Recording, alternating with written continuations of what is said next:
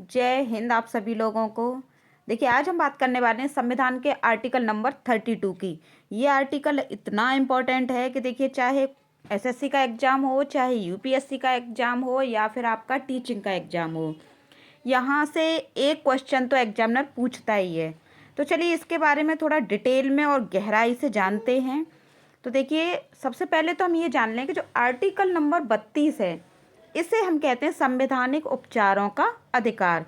इसे देखिए संवैधानिक उपचारों का अधिकार इसलिए भी कहा जाता है कि किसी भी परिस्थिति में आपके किसी अधिकार का हनन हो रहा है तो ज़्यादा सोचिए मत, सीधे जाइए सुप्रीम कोर्ट और आर्टिकल 32 का यूज कीजिए। और इस आर्टिकल नंबर 32 की इन्हीं खूबियों की वजह से इसे कई नामों से भी बुलाया जाता है। पहला तो इसे कहते हैं संविधान की आत्मा, क्योंकि भैया संविधान की आत्मा कहा भी जाता है क्योंकि किसी भी अधिकार का हनन हो सीधे आर्टिकल 32 का यूज कीजिए। अब कोई आर्टिकल अगर इतना इम्पोर्टेंट है तो वो आत्मा तो कहा ही जाएगा। दूसरा इसे भाई संविधान का हृदय भी कहते हैं, संविधान का संरक्षक भी कहते हैं। और फोर्थ इसे कहते हैं प्रतिभूति। प्रतिभूति यानी गारंटर। ये गारंटर है एक तरह का, ये जो आपके अधिकारों की गारंटी लेता है कि किसी भी परिस्थिति में आपके अधिकारों का हनन नहीं होने देगा। इसलिए ये आर्टिकल 32 एक गारंटर भी है, यानी कि प्रतिभूति। अब देखते हैं, देखिए जो आर्टिकल 32 है ये आखिर हमारे अधिकारों की रक्षा करता कैसे है, ऐसा कौन सा हथियार है इसके पास। तो इसके पास है, देखिए इसके पास ये अधिकार है कि ये 5 तरह की रिट ला सकता है, यानी ऑर्डर ऑफ कोर्ट। रिट का मतलब होता है ऑर्डर ऑफ कोर्ट। ये 5 तरह के ऑर्डर ला सकता है हमारे अधिकारों का हनन रोकने के लिए। ये देखिए जो 5 तरह के रिट हैं वो इस तरीके से हैं। तो पहला है हॉबियस कर्पस यानी बंदी प्रत्यक्षीकरण। नेक्स्ट है हमारा मैंडेमस यानी परमादेश। कोवारंटो अधिकार प्रक्षा। नेक्स्ट है प्रोविशन यानी प्रतिषेध। और टू सर्टिफाइड यानी उत्प्रेषण। ये 5 तरह के रिट हैं। इनमें से देखिए जो 3 हैं वो तो व्यक्ति पर लगते हैं, और देखिए जो 2 हैं प्रतिषेध और उत्प्रेषण, ये सुप्रीम कोर्ट के द्वारा हाई कोर्ट और डिस्ट्रिक्ट कोर्ट पर लगाए जाते हैं। और किन परिस्थितियों में लगाए जाते हैं जरा वो देखते हैं। उससे पहले देखिए ये जो 5 तरह के रिट हैं इनको माइंड में रखने के लिए मैंने एक छोटी सी ट्रिक बनाई है। उससे क्या आप भूलेंगे नहीं कि कौन कौन से रिट लगते हैं। तो इसकी ट्रिक है, देखिए बंदी का परमेश्वर के प्रति उत्पन्न अधिकार। बंदी से बंदी प्रत्यक्षीकरण, परमेश्वर से परमादेश, प्रति से है प्रतिषेध, उत्पन्न से है उत्प्रेषण और अधिकार से है अधिकार प्रक्षा। देखिए 5 तरह के रिट एक ही इस ट्रिक में आ गए हैं।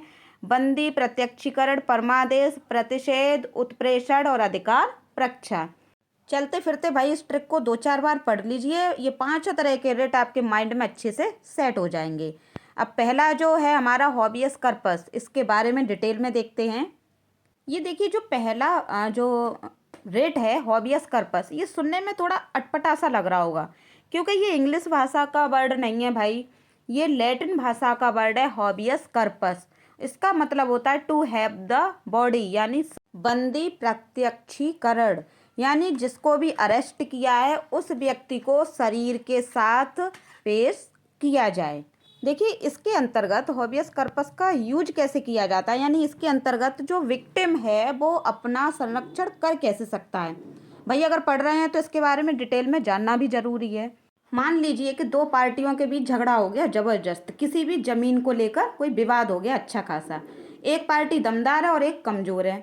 अब ऐसी परिस्थिति में देखिए दमदार पार्टी ने कमजोर जो पार्टी थी उसको पकड़वा दिया, हवलदार के पास अच्छा खासा पैसा भर दिया और उससे कह दी कि इसे 10 दिन तक हवालात में बंद करके थर्ड डिग्री का इस्तेमाल करो और इसे अच्छा खासा इसको जमकर पीटो।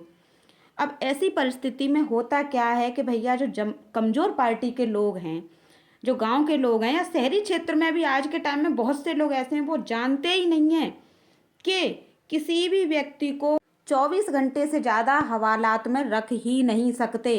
ये कोर्ट की तरफ से सख्त आदेश होते हैं कि अगर भैया किसी को भी तुमने पकड़ लिया है तो 24 घंटे के अंदर उसे जज के सामने पेश करो, नहीं तो अपनी नौकरी से भी हाथ धोना पड़ जाएगा।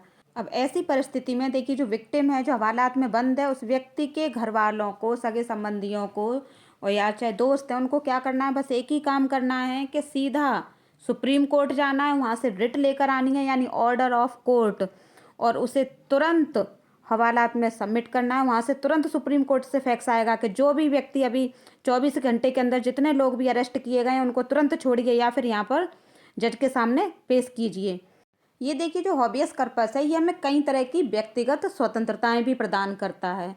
इसका सबसे देखिए एक मेन पॉइंट ये जान लेना है आपको कि ये जो हॉबियस कॉर्पस है इसके अंतर्गत हमें ये संरक्षण तो मिला हुआ है कि किसी भी विक्टिम को 24 घंटे के अंदर जज के सामने पेश आपको करना ही पड़ेगा, यानी पुलिस उसे हवालात में 24 घंटे से ज़्यादा नहीं रख सकती। लेकिन ये कानून पीडीए के लिए नहीं है। जो भी पीडीए का विक्टिम होता है यानी प्रिवेंटिव डिटेंशन एक्ट का जो विक्टिम है उस पर ये कानून लागू नहीं होता है। अब आप लोग कह रहे होंगे कि ये पीडीए क्या है। पीडीए के अंतर्गत आते हैं जैसे कि मीसा एक्ट है, एनएसए एक्ट है, रासुका, नेशनल सिक्योरिटी एक्ट, राष्ट्रीय सुरक्षा कानून। इन पीडीए एक्ट के अंतर्गत देखिए हम किसी भी व्यक्ति को शक के आधार पर, मान लीजिए उस व्यक्ति से किसी भी तरह का खतरा अगर उत्पन्न होता है, महसूस होता है, तो जो पुलिस है उसे केवल शक के आधार पर अरेस्ट कर सकती है और 3 महीने तक बिना जमानत के ही उसे जेल में रखने का भी प्रावधान है। वहाँ पर ये कानून बिल्कुल लागू नहीं होता है कि उसे 24 घंटे के अंतर्गत जज के सामने आपको पेश करना है। देखिए दूसरा हमारा क्या है, सेकंड है हमारा मैंडेमस यानी परमादेश। ये परमादेश कब लागू होता है? तो परमादेश पहले तो हम इसका मतलब जानते हैं। देखिए मैंडेमस का मतलब होता है बी कमांड यानी आदेश देना। ये देखिए जो परमादेश है ये सरकारी कर्मचारियों पर लागू होता है। कोई भी सरकारी कर्मचारी अगर अपनी पब्लिक ड्यूटी सही से नहीं करता है तो ऐसी परिस्थिति में उस पर तुरंत परमादेश जारी हो जाता है। देखिए कैसे, मान लीजिए कोई सरकारी स्कूल की टीचर है, अब सर्दियों में सही से नहीं पढ़ा रही हैं, बाहर बैठ गई अपना स्वेटर बुन रही हैं आराम से, जबकि आर्टिकल 21A के अंतर्गत जब ये 2002 में 86वां संविधान संशोधन हुआ तो ये शिक्षा का अधिकार बना दिया गया हर बच्चे का कि हर बच्चे को शिक्षा मिलनी ही चाहिए। लेकिन आप क्या कर रही हैं, आप उनसे ये अधिकार छीन रही हैं। ऐसी परिस्थिति में तुरंत जो बच्चे के पेरेंट्स हैं भैया सुप्रीम कोर्ट जाइए और तुरंत उन पर परमादेश जारी करवा दीजिए। वहाँ से तुरंत फैक्स आएगा सरकार का, हाँ भाई कौन सी टीचर हैं, कौन सी मैडम है जो अपनी ड्यूटी सही से नहीं कर रही हैं, और तुरंत उन पर भाई इसके लिए कार्रवाई की जाएगी। ये देखिए जो परमादेश है ये सरकारी कर्मचारियों पर सभी पर लागू होता है सिवाय 2 व्यक्तियों को छोड़कर देश के। वो कौन कौन से हैं? देखिए एक तो है राष्ट्रपति, देश का जो सबसे बड़ा मुखिया माना जाता है, और दूसरा है राज्यपाल जिसे राज्य का संवैधानिक मुखिया कहा जाता है। ये 2 व्यक्ति ऐसे हैं अगर अपनी पब्लिक ड्यूटी सही से नहीं करते हैं तो इसने के लिए संविधान में किसी भी तरह का कोई भी सजा का प्रावधान नहीं है जब तक ये अपने पद पर हैं। और देखिए जो मैंडेमस है ये केवल और केवल सरकारी कर्मचारियों पर होता है, प्राइवेट कर्मचारियों पर ये परमादेश हम जारी नहीं करा सकते।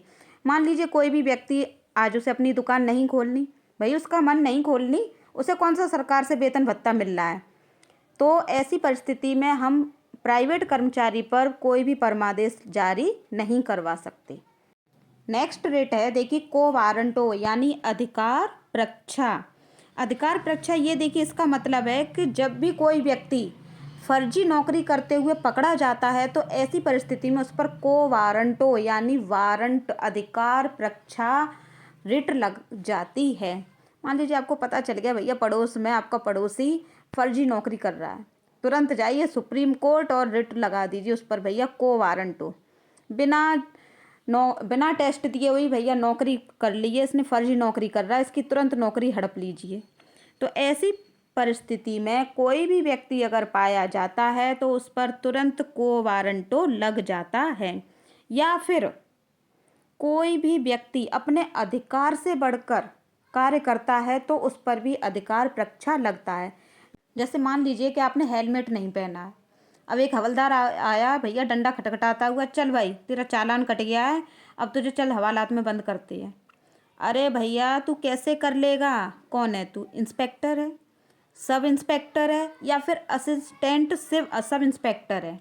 ऐसी परिस्थिति में तुरंत आप उस पर को वारंटो लगा दीजिए आर्टिकल नंबर 32 के अंतर्गत कि हाँ भैया ये तेरे अधिकार के अंतर्गत बिल्कुल नहीं आता, तू एक हवलदार है और हवलदार ही है, पहले जा अपने किसी दरोगा को लेकर आ, इंस्पेक्टर को लेकर आ, वो ही मेरा चालान काट सकता है। उस हवलदार की तो वैसे ही सिट्टी पिट्टी गुल हो जाएगी भैया, कैसे तो वैसे ही इतनी नॉलेज है, इससे तो दूर रहना ही बेहतर है कि मालूम पड़ी इसके चक्कर में अपनी नौकरी चली गई। चलिए नेक्स्ट देखते हैं। नेक्स्ट रिट है हमारी प्रतिषेध यानी प्रोहिबिशन। इसका मतलब होता है टू स्टॉप या फॉरवर्ड। स्टॉप यानी रोक देना। जब हमें किसी चीज़ का स्टे ऑर्डर लेके आने होते हैं तब हमारा ये रिट लागू होता है यानी प्रोहिबिशन। देखिए ये जो स्टे ऑर्डर है ये लागू कैसे होता है थोड़ा समझ लीजिए, तभी आप इन रिट को समझ सकते हैं। जैसे मान लीजिए कि किसी के घर को टूटने का आदेश आ गया है कि हाँ भैया आपका जो घर है वो गलत जगह पर बना हुआ है और इसको कल ही तोड़ने के आदेश हैं। अब भैया आप क्या करेंगे तुरंत? इसके लिए आपको क्या करना है कि तुरंत सुप्रीम कोर्ट जाइए, वहाँ से आप तुरंत स्टे ऑर्डर लेकर आइए कि हाँ भैया पहले तो हम अपना घर तोड़वाना तो रुकवाएं, उसके बाद कुछ देखेंगे कि सही जगह है कि गलत जगह है। तो देखिए फैसले के अंतर्गत, फैसले के बाद नहीं, फैसले के अंतर्गत ये जो रिट है वो सुप्रीम कोर्ट के द्वारा हाई कोर्ट और डिस्ट्रिक्ट कोर्ट पर स्टे ऑर्डर लाने के लिए लगाया जाता है। जब लगता है कि हाई कोर्ट या डिस्ट्रिक्ट कोर्ट के द्वारा कोई गलत फैसला ले लिया गया है तो उस परिस्थिति में ये जो सुप्रीम कोर्ट है ये उस पर रोक लगाती है। अब देखिए नेक्स्ट है हमारा उत्प्रेषण। उत्प्रेषण का यानी सर्ज्यूरी टू सर्ट, इसका मतलब होता है टू सर्टिफाइड यानी किसी भी चीज़ को पूर्णतया सूचित करना। ये भी देखिए जो ऑर्डर है, ये भी जो रिट है वो सुप्रीम कोर्ट के ही द्वारा हाई कोर्ट और डिस्ट्रिक्ट कोर्ट पर लगाई जाती है। लेकिन इसमें अंतर क्या है? देखिए जो प्रतिषेध था ये मुकदमे के दौरान चलता है, यानी जो भी कार्रवाई हो रही है उसके दौरान। और ये जो उत्प्रेषण है ये देखिए जब फैसला सुना दिया जाता है उसके बाद होता है। ये देखिए जो उत्प्रेषण है ये अपना काम कैसे करता है। मान लीजिए कि किसी भी व्यक्ति से एक्सीडेंट हो गया, अब मान लीजिए जानबूझकर हुआ या धोखे में हुआ। अब ऐसी परिस्थिति में मुकदमा चलता है और तुरंत हाई कोर्ट ने उस पर ये सज़ा सुना दी कि इसे फांसी की सज़ा दी जाए।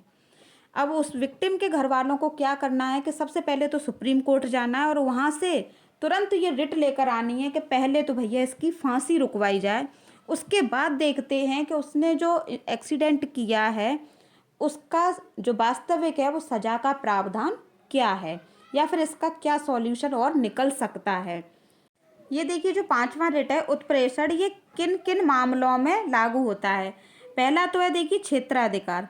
क्षेत्राधिकार कैसे? मान लीजिए कि कोई लखनऊ का मामला है और उसकी सुनवाई कर रहा है कानपुर का जो डिस्ट्रिक्ट कोर्ट है या फिर हाई कोर्ट है, तो ऐसी परिस्थिति में उसके अधिकार में ये कोई भी मैटर नहीं आता और फिर भी वो अगर उसकी सुनवाई कर रहा है तो ऐसी परिस्थिति में तुरंत सुप्रीम कोर्ट उसे आदेश देगा कि ये तुम्हारे क्षेत्राधिकार में नहीं आता, इसे तुरंत वहाँ से रफा दफा करो और जहाँ का ये मैटर है वहीं पर इसे भेजो। नेक्स्ट ऑप्शन है अनुचित न्याय। अभी मैंने इसका बताया ही था कि मान लीजिए जब न्याय संगत तरीके से नहीं होता है, अनुचित तरीके से होता है, तो भी हम सुप्रीम कोर्ट से तुरंत जो डिस्ट्रिक्ट कोर्ट है और हाई कोर्ट पर रिट लगवा सकते हैं यानी स्टे ऑर्डर ला सकते हैं।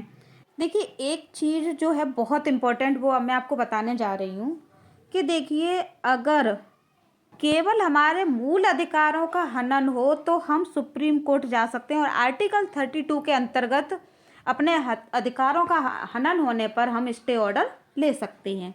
लेकिन इस मामले में देखिए सुप्रीम कोर्ट से ज़्यादा पावर हाई कोर्ट के पास होती है।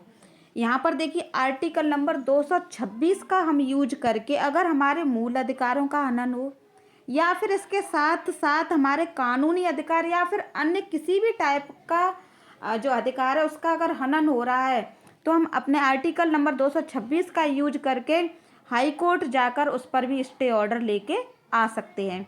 तो एक ये देखिए मैटर है जहाँ पर स्टे ऑर्डर की यानी रिट की बात की जाए तो रिट के मामले में सुप्रीम कोर्ट से ज़्यादा पावर हाई कोर्ट के पास होती है। आर्टिकल नंबर 32 हमारा कंप्लीट हो चुका है। अब हम बात करते हैं आर्टिकल नंबर 33 की। इसमें बात की गई है कि देखिए कुछ पोस्ट ऐसी होती हैं जिनके लिए मूल अधिकार सीमित किए गए हैं। कौन कौन से लोग हैं वो? सेना है, गुप्तचर हैं, राजदूत हैं और मीडिया हैं। देखिए एक तरफ 32 में ये बात की गई है कि हमें बोलने की, घूमने फिरने की, कहीं भी जाने की, प्रॉपर्टी खरीदने की, बिजनेस करने की यहाँ तक कि धार्मिक स्वतंत्रता, हमें हर तरीके की स्वतंत्रताएं प्रदान की गई हैं। वहीं पर ये लोग ऐसे हैं, ये 4 लोग, जहाँ पर इन्हें हर तरह की स्वतंत्रताएं प्रदान नहीं की गई हैं। कारण, क्योंकि देखिए इनका जो सीधा संबंध है वो देश से होता है। वहीं पर देखिए ये जो गुप्तचर और राजदूत, ये ऐसी सीक्रेट एजेंसियां होती हैं कि जहां पर ये सब कुछ नहीं बोल सकते हैं। इनको एक एक वर्ड इतना तोल मोल करके बोलना पड़ता है, जिससे कि इनके बोलने का असर किसी दूसरे देश पर ना पड़े। आगे देखिए आर्टिकल नंबर 34 में, इसमें बात की गई है सैन्य कानून की। देखिए ये जो सैन्य कानून, ये जो कानून है, ये 1948 में जब संविधान बना, ये संविधान का भाग नहीं था। बाद में इसे 14 व 16 नवंबर 1949 को अपनाया गया, जब इसकी ज़रूरत महसूस हुई। कारण क्या था कि देखिए जब जम्मू कश्मीर जब भारत के कब्जे में आ गया, वो वैसे तो अलग राज्य था, लेकिन वैसे वो भारत का ही एक भाग था। भारत ने जब वहाँ पर अपना कब्जा कर लिया आधे जम्मू कश्मीर पर, उस वक्त इस सैन्य कानून की ज़रूरत महसूस हुई। ये जो सैन्य कानून है, ये मार्शल लॉ से संबंधित माना जाता है। इस कानून के अंतर्गत क्या होता है कि ये जो मूल अधिकार हैं हमारे, वो सीमित हो जाते हैं। इसको ठीक देखिए वैसे ही समझिए जैसे पुराने टाइम में एक राजा ने दूसरे राज्य पर अटैक किया, वहाँ के राजा को जीत लिया। अब जीतने के बाद क्या होता था कि देखिए उस राजा की पूरी प्रजा, धन दौलत, यहाँ तक कि रानियाँ भी जिस राजा ने अटैक किया उसकी हो जाती थी, जीतने वाले राजा की हो जाती थी। और वहाँ की जो प्रजा थी, उसके जो मूल अधिकार थे उनको सीमित कर दिया जाता था, जिससे कि वो विद्रोह न कर सकें। ठीक उसी तरीके से ये सैन्य कानून है, यहाँ पर भी देखिए जनता के जो मूल अधिकार हैं उनको सीमित कर दिया जाता है। अब आगे देखिए आर्टिकल नंबर 35, इसके अंतर्गत बात की गई है कि देखिए संसद मूल अधिकार को और अधिक प्रभावी बनाने के लिए नए कानून भी बना सकती है। देखिए कैसे, जैसे कि संसद ने उप मूल अधिकार भी कुछ जोड़े बाद में। देखिए सन 2005 में अनुच्छेद 19 जोड़ा गया, जिसके अंतर्गत बात की गई है सूचना का अधिकार। और देखिए सन 2002 में जब 86वां संविधान संशोधन हुआ, तो 21 का जोड़ा गया, यानी शिक्षा का अधिकार जोड़ा गया। तो इन दोनों की देखिए बाद में ज़रूरत महसूस हुई, तो संसद ने इनको मूल अधिकार में जोड़ दिया। इनको उप मूल अधिकार की संज्ञा दी जाती है। ये देखिए हमारे मौलिक अधिकार, मूल अधिकार और उप मूल अधिकार की हमने चर्चा की थी। अब देखिए कुछ ऐसे मूल अधिकार हैं जो हमें दिए ही नहीं गए हैं, लेकिन फिर भी हम उनका प्रयोग करते हैं। कौन कौन से हैं? देखिए हड़ताल, चक्का जाम, अनिवार्य रोजगार, मताधिकार और फिफ्थ है आवास। ये देखिए हमारे मूल अधिकार के अंतर्गत कतई नहीं आता है कि कोई भी दुर्घटना हो जाने पर हम जाम लगाएं या फिर हड़ताल करें या फिर अपने रोजगार के लिए, रोजगार प्राप्त करने के लिए सुप्रीम कोर्ट में अर्जी लगा सकें। और जान लीजिए ये जो मताधिकार है, ये भी हमारे मूल अधिकार के अंतर्गत नहीं आता है। ये क्वेश्चन में ऑलरेडी पूछा जा चुका है एसएससी के एग्जाम में कि ये जो मताधिकार है, क्या वो मूल अधिकार के अंतर्गत आता है? तो जी नहीं, बिल्कुल नहीं, ये मताधिकार हमारे मूल अधिकार के अंतर्गत नहीं आता है। और ये देखिए जो आवास है, ये भी हमारे मूल अधिकार के अंतर्गत नहीं आता है। ये भी देखिए जो कांग्रेस के समय में एक इंदिरा आवास योजना लाई गई, जिसमें ये टारगेट रखा गया कि 2025 तक जो गरीबी रेखा के अंतर्गत लोग आते हैं या फिर उससे नीचे आते हैं, उनको आवास दिलाए जाएंगे। अब आगे देखिए बहुत इंपॉर्टेंट पॉइंट्स हैं ये कि देखिए ऐसे कौन से मूल अधिकार हैं जो केवल भारतीयों को मिले हैं, विदेशियों के लिए नहीं है। तो पहला तो है देखिए आर्टिकल नंबर 15। देखिए आर्टिकल नंबर 15 के अंतर्गत बात की गई है कि हम लिंग, धर्म, जाति, वंश के आधार पर हम किसी भी व्यक्ति से भेदभाव नहीं कर सकते हैं, लेकिन जन्म स्थान के आधार पर हम भेदभाव कर सकते हैं। मान लीजिए कोई व्यक्ति भारत में पैदा हुआ है और वो मान लीजिए ताजमहल देखने गया, तो ऐसी स्थिति में उस व्यक्ति के लिए टिकट पर छूट होगी। लेकिन वहीं अगर कोई व्यक्ति ताजमहल विदेश का देखने आया है तो उसे वो छूट नहीं मिलेगी। जैसे भारतीयों के लिए टिकट है 60 रुपये की, और अगर विदेशियों के लिए वो टिकट होगी वहीं 100 या फिर 150 या फिर 200 रुपये की। तो उन्हें जन्म स्थान के आधार पर उन्हें वो जो छूट है वो नहीं मिलेगी। नेक्स्ट है देखिए आर्टिकल नंबर 16, नौकरी में समानता। तो यहाँ पर देखिए अगर कोई व्यक्ति भारतीय है तो उसे नौकरी में 5%, 10% या जो भी है वो आरक्षण मिलेगा। लेकिन अगर वहीं कोई विदेशी है तो उसे उसकी योग्यता के आधार पर ही वो भारत में नौकरी कर सकता है, नहीं तो उसे आरक्षण नहीं है। नेक्स्ट है आर्टिकल नंबर 19 यानी अभिव्यक्ति की स्वतंत्रता। तो भैया जो भारतीय हैं वो ही अपने फ्रीली बोल सकते हैं। अब बोलने की स्वतंत्रता है जो भी है, ऐसा नहीं है कि वो सारी स्वतंत्रताएं विदेशियों के लिए भी हों। मान लीजिए कि पाकिस्तान से चली आई महबूबा मुफ्ती और उन्होंने भारत में ऐसा भड़काऊ भाषण दे डाला कि बस भारत में जो हिंदू मुस्लिम है वही भड़क गए आपस में। अब भैया ऐसी परिस्थिति में कितनी अराजकता फैल सकती है, सोचने वाली बात है। तो इसलिए ये जो अभिव्यक्ति की स्वतंत्रता है ये केवल मूल अधिकार भारतीयों के पास है, विदेशियों के पास बिल्कुल नहीं है। देखिए आगे है आर्टिकल नंबर 29, इसके अंतर्गत बात की गई है अल्पसंख्यकों की रक्षा। तो ये देखिए जो अल्पसंख्यकों की रक्षा है भाई ये भारतीयों के लिए ही दी गई है। अब भारत अगर सभी को मूल अधिकार ये देता फिरेगा तो कितनी ऐसी जनसंख्या है जो भारत में आकर बस जाएगी और यहाँ की जनसंख्या तो और फिर कहाँ आसमान छुएगी, कह ही नहीं सकते। नेक्स्ट आर्टिकल नंबर 30 भी देखिए इसी में है। इसके अंतर्गत बात की गई है कि अल्पसंख्यक अपना स्कूल खोल सकते हैं। हाँ, ये भी जो मूल अधिकार है ये केवल भारतीयों के पास है कि अल्पसंख्यक अपना संस्थान या फिर अपना स्कूल खोल सकते हैं। ये अधिकार विदेशियों के पास बिल्कुल नहीं है। तो ये देखिए जो कौन कौन से हमारे मूल अधिकार थे, इम्पोर्टेंट थे, वो सारे क्लियर हो चुके हैं। और कौन से उपमूल अधिकार जोड़े गए वो भी क्लियर हो गए और कौन से मूल अधिकार के अंतर्गत नहीं आते हैं वो भी सारे पॉइंट्स क्लियर हो गए। आगे देखिए अगर आप संविधान को ईमानदारी से समझना चाहते हैं, अगर रटना नहीं चाहते हैं प्रत्येक एग्जाम के लिए, तो अभी के अभी हमारे चैनल जॉब पैरामाउंट को सब्सक्राइब जरूर कर लें। धन्यवाद।